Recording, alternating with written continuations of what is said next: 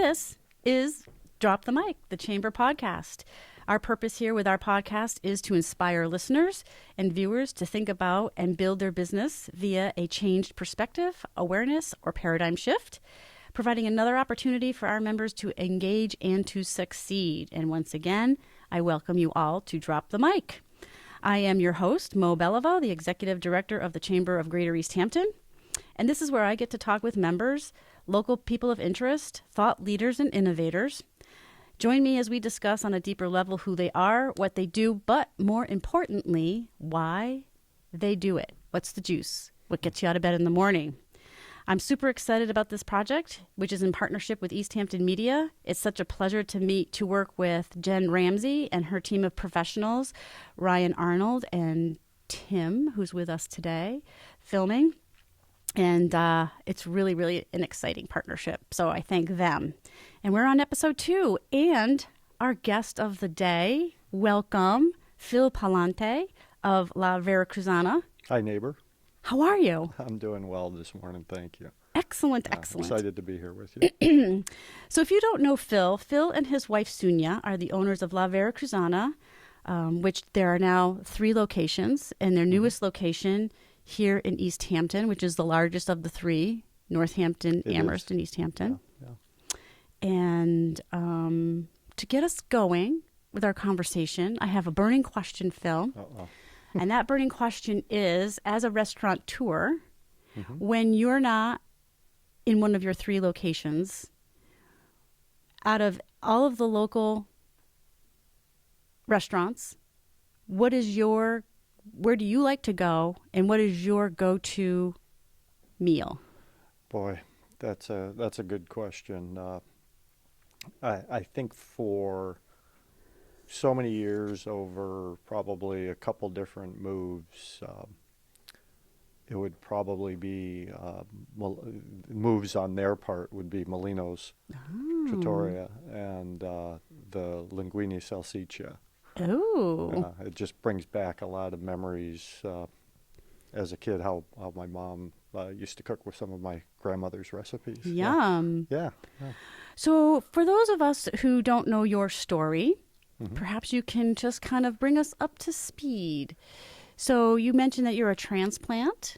Transplanted from where? Sure. Yeah, I grew up right outside of Cleveland, Ohio, in a town called Euclid, and came out here when I was 19 years old. So in retrospect, as far as age goes, I'm a full-time New Englander, obviously, right. Now after the 40-plus years or so out here. So for the brief time that I have known you, and we continue to learn about each other, it seems to me that you and Sunya are kind of like serial entrepreneurs. So give me a little bit of a history as to what have you been doing up until this point. Sure. A little bit of who you are, perhaps maybe a little bit about who Sunya is. And I would love to know how you came upon to be La Veracruzana. Yeah, that's a long story for sure. Oh. The La Veracruzana part, but I think as far as the whole entrepreneurial aspect of life, I'm very blessed to be in a relationship and a marriage that one kind of drives the other with different driving forces. I think behind each particular one. As a kid, I had things like paper routes and shoveled driveways and did things just so I could put some change in my pocket. Painting. And, yeah, there was some of that. Sunya, I think, was really similar. Also didn't grow up around here. Grew up out in Iowa City. And one of the stories that she would tell me when we first met was how when she was a kid, they would detassel corn. So they basically rode around the cornfields in these buckets that were hanging off the trucks, detasseling the corn so the corn would, produce produce its fruits. Mm-hmm. And it wasn't long before Sunya would go so fast and have so much command of people around her that the field owners and the farmers had her in charge Mm-hmm. of Mm-hmm. the different teams. Mm-hmm. So, Born leader. yeah, definitely. Nice. Yeah. Nice. So we always, that's one of the biggest challenges in our household is who's going to delegate. And who's going to be the That's right. Yeah. delegatee? Yeah, exactly. Yeah. So how long ago did you come upon La Veracruzana? How long has that been under your purview? Well, we purchased the restaurants almost 2 years ago. It'll be 2 years coming up in March. And what did you guys? What were you doing before then? I've been in automotive retail for 30 years. So that's kind of what I started doing when I first came out to New England back in the early 80s. Interestingly, though, when Sunya and I met, she was actually helping run the office and manage the books for La Veracruzana. Back when, I want to say it was right about the time that Martine, the former owner, opened up the Amherst location. So she was getting her master's degree at Springfield College, working at La Veracruzana. I was working in Springfield at the time, so it was another great relationship that started over food, because she would stop by occasionally on her way to class and bring me a burrito. So Nice. yeah, and I was already a fan, but So you both left full-time gigs. Mm-hmm. And so then you purchased, yes. thought about purchasing. So what brought you to that ultimate? I mean, because that's a huge shift. A lot of it, the Restaurant drove the purchase was just knowing the business. She back in, I want to say it was about 2014. We had another family business that Sunya started back in the late 90s, and it had kind of run her course as far as her interest. We'd built it up, looked at selling it corporate, and that didn't happen. So after 1 year sending out over 100 W-2s and really just having the business drive us around, we said, okay, let's bring some sanity back in our life and get back to doing what we do best, servicing our core customers and doing the things that we enjoy doing. But that had kind of run its course. I had gotten back into the retail management world when she was reintroduced to La Veracruzana, and started assuming some of the same responsibilities. As those grew, we reconnected with some of the relationships that we had prior with some of the employees, and then built and forged on with some new ones. And the business was in a state of flux. It was a great business with just an unbelievable, not just local but an area following, a staple, if you will. Yeah, definitely. I mean, it was a great brand, and we had an opportunity to jump on board, purchase it, and keep it going with the hopes of also growing it, and not only supporting the community with a staple, as you said, in a brand, but the restaurants, if you've been a customer for 5 years, 10 years, 20 years, you walk in and you see people that have been there for 15 or 20 years, and the families that make La Veracruzana what it is. Right. So here you are contemplating making that move. What was the pivotal moment where you said, okay, this is what we absolutely need to do? Or was there a labor around that decision, or did you just say, this is what we got to do? No, I think, and it was somewhat of a two-stage thing. Sunya and I said, okay, yeah, this is something we're going to do. at the time, I was still managing a facility over in West Springfield, so I was going to stay on board with that, help out where I could. But there was no getting in her way. She was just jumping in, and yeah, we're going to go ahead and do it. So we took a look at the financing, cleared out a few accounts, Yeah, as yeah, you can right. imagine, and jumped on board and just started doing it. So, well, Yeah. just started doing it. So Yeah, that's yeah. that's not as easy as it would appear. Just started doing it. Yeah. You've got an established brand, Mhm. a beloved brand within the region. So there had to have, I'm guessing that there might have been some little bit of intrepidation because it's kind of, you're stepping into this very solid thing, which is very encouraging and Sure. very exciting. But then you got to keep that going. Yeah, yeah. And for 2 years, you guys have been rocking it. Yeah, and it's interestingly probably one of the best compliments that I've heard over the last couple of years. Didn't happen for about a year, Right. but was people would say, "Great job, you didn't screw it up."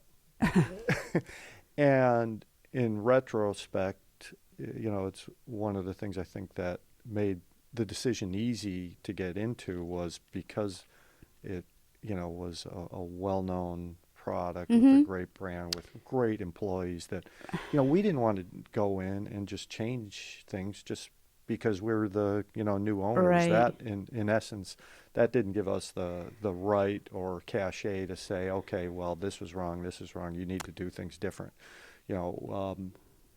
Sunya, by education, has her master's in marriage and family counseling. Oh, there you So go. she's a great listener, but she's also very strategic and quick at being able to pinpoint, okay, well, this is the input I have. This is a good direction, Right. to go in. And I have to say, one of the observations, again, you've been here in Easthampton, it's not even been a year, right? No, yeah. Right. So, and my observation has been that all of your employees, all of the folks that are with you, just seem to be so delighted and so happy and so friendly. Yeah. And I'm sure there might be some blips here and there Of behind the course, yeah, scenes, yeah. but it just seems like in general, Yeah. happy employees make happy customers, and you seem to be able to have conquered that. Yeah. And not necessarily, that's a bad word, conquered that, but nurtured that. Well, I think we've got a very good group of leaders and management people, whether it be Angel Munoz over here Right. in Easthampton. I have Modesto Garcia, who's over in Northampton, Consuelo and her daughters over in Amherst. But we've got a core group of folks that they really keep an eye on our brand, Right. for I feel like all the times that we're not there, and you want to be able to let those people, give them the resources they need to be successful, and then Autonomy. back them up. And for crying out loud, hey, we all make mistakes. I do it every day. Some Right. days when I get out of bed, it's a mistake. But at the end of the day, give people the freedom to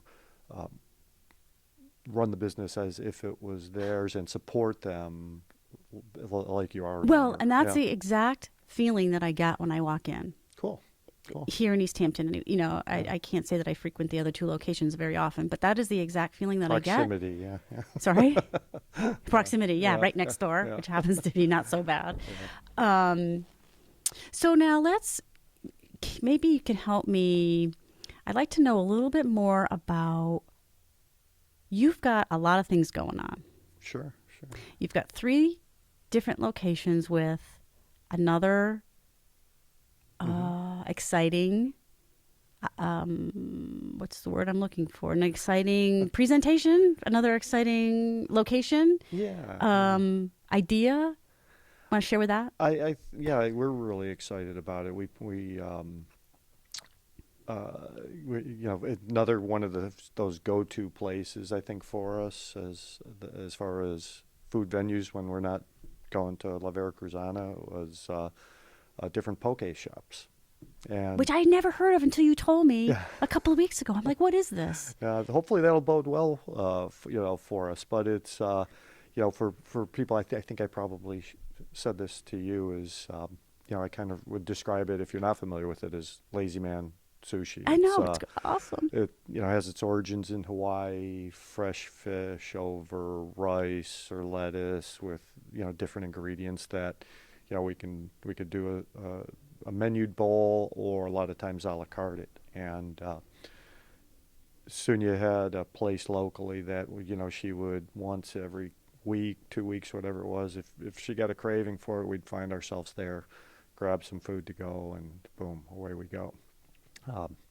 And it was, probably a couple of months ago, 2 or 3 months ago, it was a nice afternoon, so we said, hey, let's sit out front. They had some tables out front, and about at the same time, we just looked at each other and said, why wouldn't we do this? Why not? Because, hey, 3 locations with 1 restaurant. Yeah. Let's start something else. And it's a different, level of involvement, I think, as far as the whole process goes, which after you have 2 restaurants with full-blown kitchens, prep and everything, and then build out another one, this one is a little bit less involved, but it also has some great ingredients that people are looking for today, non-processed, fresh, fast, as far as our, that'll fit into everybody's busy schedules. So yeah, we're pretty gassed about it.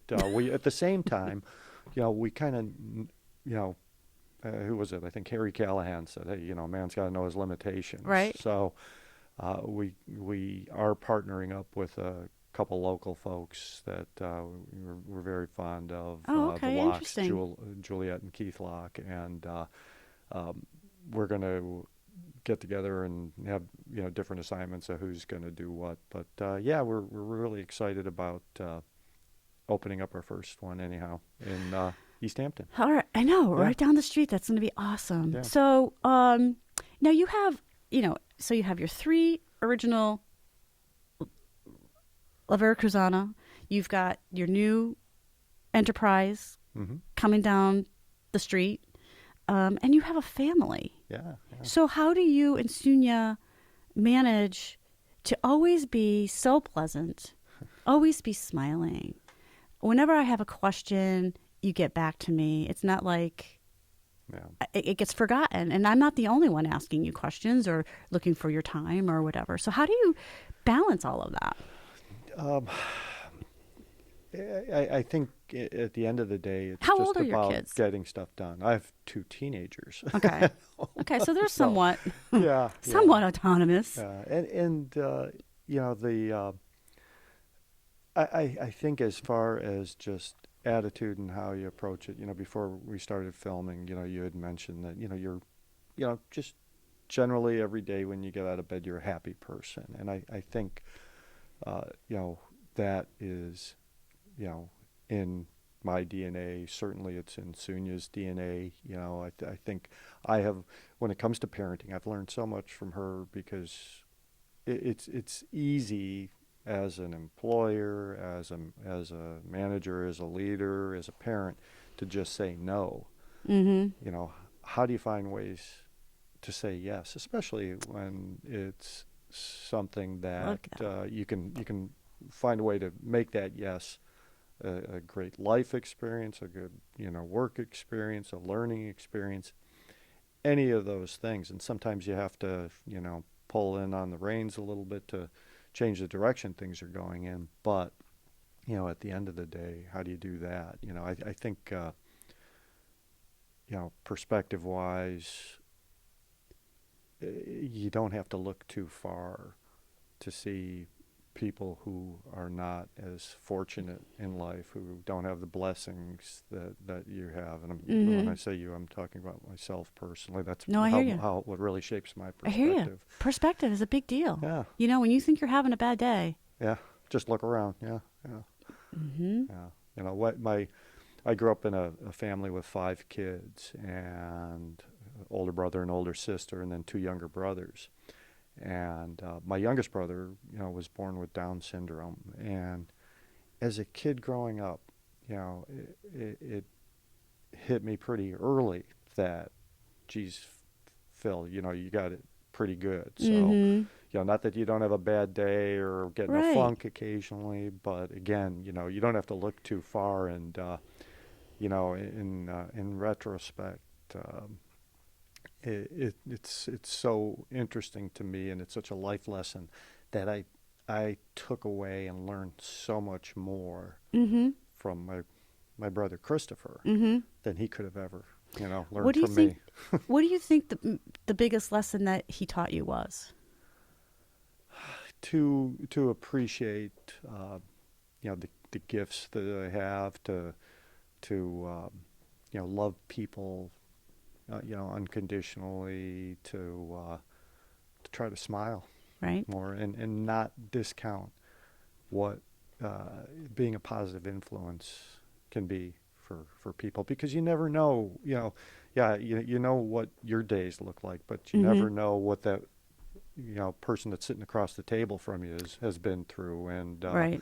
And just a little bit of caring, a little bit of compassion, a Yeah. little bit of interest might be all that you need to, make a difference Right. in your day. And, at the end of the day, you know, I truly believe we're here for each other. Right. Yeah. I think that's a really huge lesson. I find myself, when I'm running or exercises, and I'm not a runner, I'm a walk runner. But when I'm I've seen running, you run. when I'm running, um, to my next meeting, Yeah.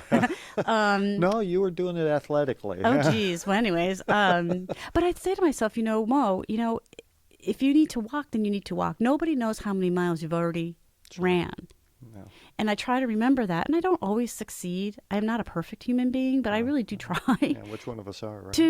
to say, look, you don't know how many miles that person has walked in those shoes. You Mhm. don't know any of that. So I really, again, I don't always succeed, and I find myself and I catch myself, but I try not to prejudge. Yeah. That just leads to Yeah. not good things. Yeah, and I think as you've been around a little bit longer, like maybe you and I All right. can, in retrospect, say, it's so much about the timing of that opportunity, because I've had so many years of my life where I didn't get it until it was too late to do something about it, Mm-hmm. Mm-hmm. and by the grace of being around for a few extra years, I'm getting better at that. I Mm-hmm. don't think I've gotten there yet, but Mm-hmm.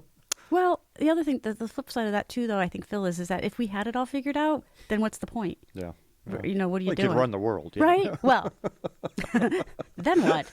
Right. So, I'm curious to know, you do you in the morning just hop out of bed and say, what's going to happen today? What's your juice? What gets you? What I just envision that's what happens, and Yeah. I could be completely wrong, but does that happen for you? I've always been a morning person. As a kid, I had I delivered the Cleveland Plain Dealer and started in 6th grade. So I was up at 5 a.m. every morning, going down to the corner, picking up my papers. And I still do that. I get up and I get the kids breakfast. But, I think, and after talking with you, I've probably been a little more introspective about it. But I think there's layers of drive. There's layers of the reasons why you do this or do that. And from you got to pay bills, you got to Right. you got to provide Right. for yourself, your family. I want to know what's underneath that. I think that's the core thing that pushes me is the connection that I had growing up with my family, that is something that I hold so close to who I am, to how I try to live my life for my kids, with my wife, and certainly what we do with the restaurants and our businesses, with our families there, whether it's a group of people or one individual. Um, the satisfaction of being a positive influence and giving people opportunities that helps them grow is something that has pushed me for a lot of years, whether it was in the auto industry, whether it's here at Veracruzana, wanting to be that individual that can take some of my experiences, take some of your experiences, and collaborate onto making it a better situation for the person sitting across from me. Yeah. I'm wondering, do you have a particular example of how you may have affected another? I mean, I just listening to you talk reminds me, prior to my coming to the chamber, I was a massage therapist for 20 years. Mm-hmm. And very early on, I was taught a lesson in regards to how we affect others in positive ways. I mean, it's obvious how you might in other ways affect others, but in a positive way. So as a massage therapist, you have a relationship, you're working with folks, and there's not a lot of conversation going on. I had been working with this particular client for quite some time, but I decided to do something different and to close my practice. And actually, I was going to be working on a cruise ship as a massage therapist. Mm-hmm. So I was leaving my practice, closing it down. And I let her know at the end of our time together. And I know nothing really about this woman's life other than that she was a consistent client and, helped her with her health and wellness. And I told her, and she looked at me and she just started weeping. Mm-hmm. And she just looked at me like now what?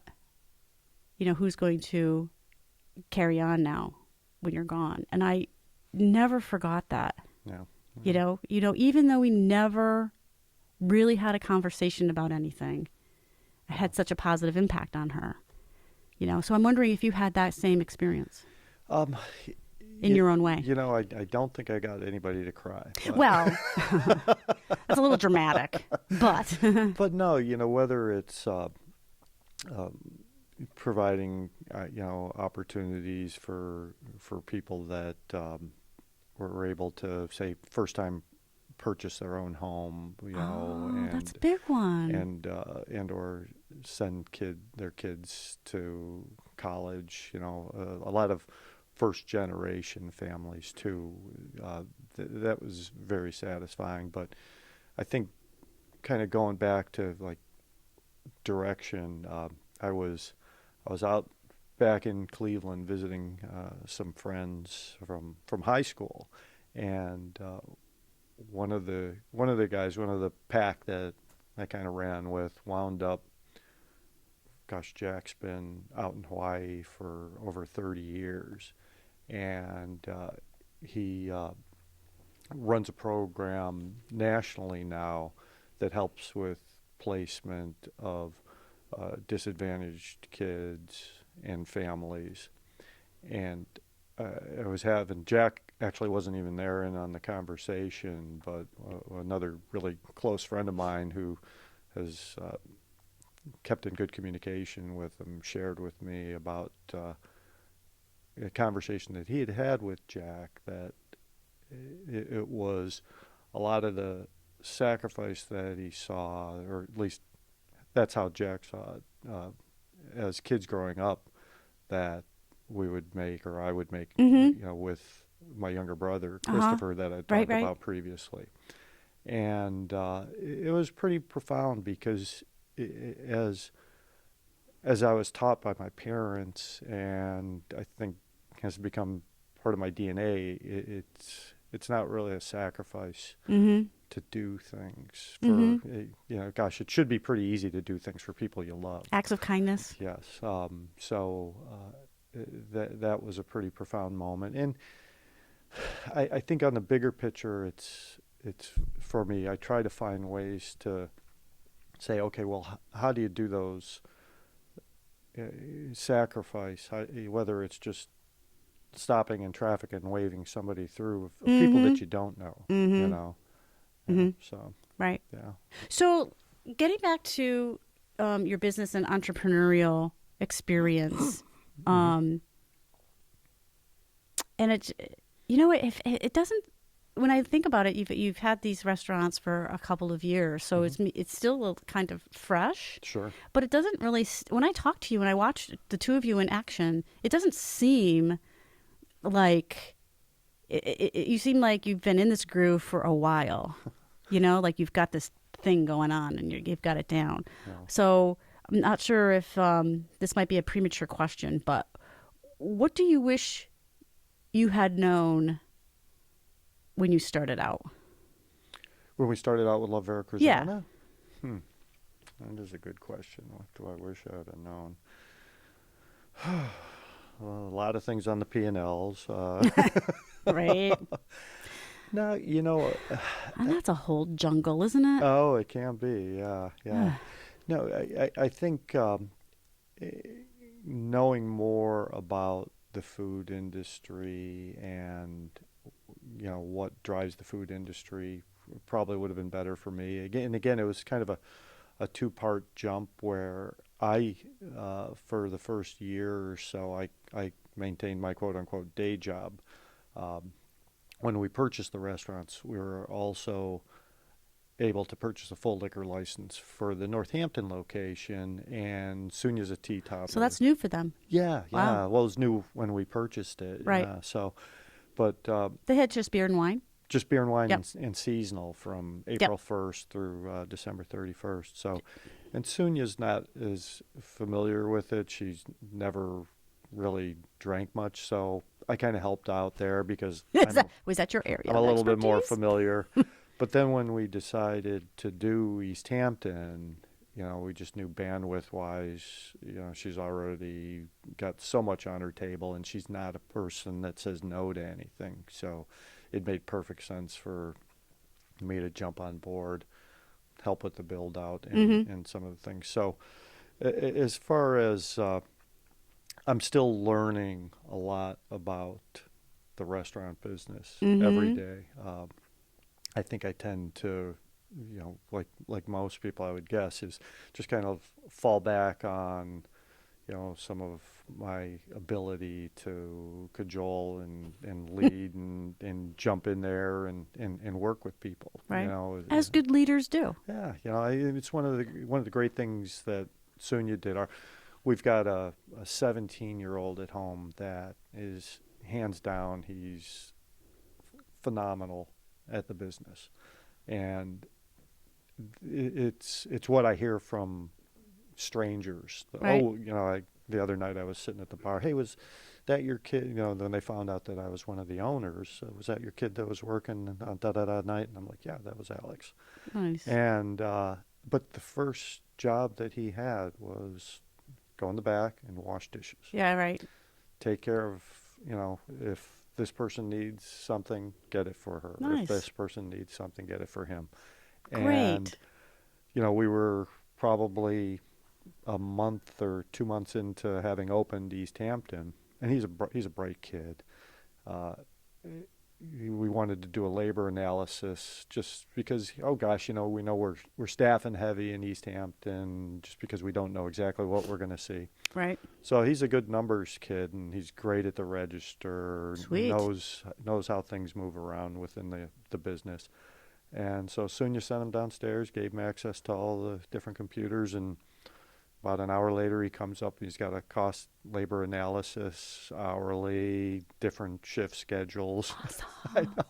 Yay. And it was great. It was like one of those empowering moments that you see, firsthand, and you could see he was proud of his work, and that's awesome. it all was really easy to disseminate and look at it. It was a lot of help, for me. And he said, "Geez, I can do everything here, but cook." Yeah. Excellent. But you make a pretty good chip, Alex. Come Right. on. Yeah. Nice. What defines success for you? Gosh, And that's another thing I think that I would say is on different levels. I think the immediate thing is for what we do, professionally as a family is giving people opportunities that enhance their lives in a financial way that is something that they enjoy doing. Yeah, it's pretty evident. Yeah, I've always been a big advocate of, life is short. If you don't get out of bed and enjoy what you're doing to some extent, then, if you can, and I know not everybody has that No, I know. opportunity, but try something different. Right.